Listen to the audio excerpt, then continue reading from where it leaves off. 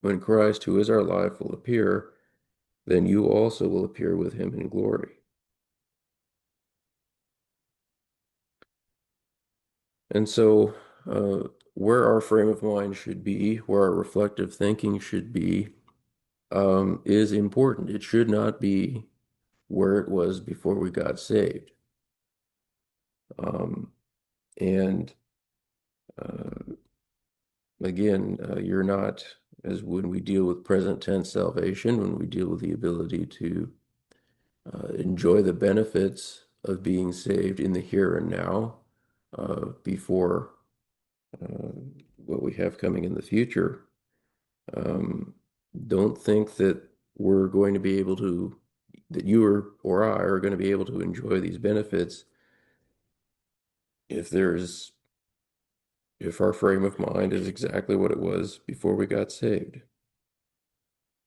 Um, and we can go to other places as well, but this is one of the best and one that's very relevant to what we're doing. Uh, Frame your mind on the things above. And he speaks of the things above in verse 1 when he says assuming, and he's assuming, it says if, but you could say assuming or since then you are co-raised with Christ, seek the things that are above where Christ sits on the right hand of God.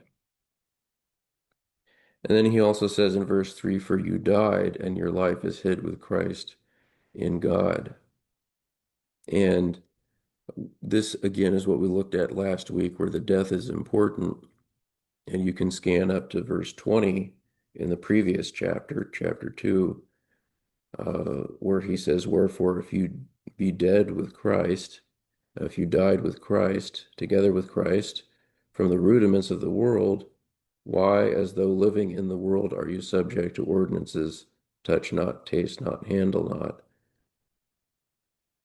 And so, um, he's not saying that you don't need to observe the laws of the land. What he's saying is you're living as though you still have to deal with your flesh with laws.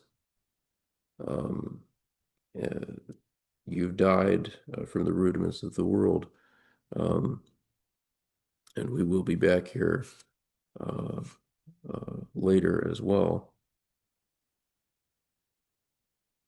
And so this has an effect on our frame of mind.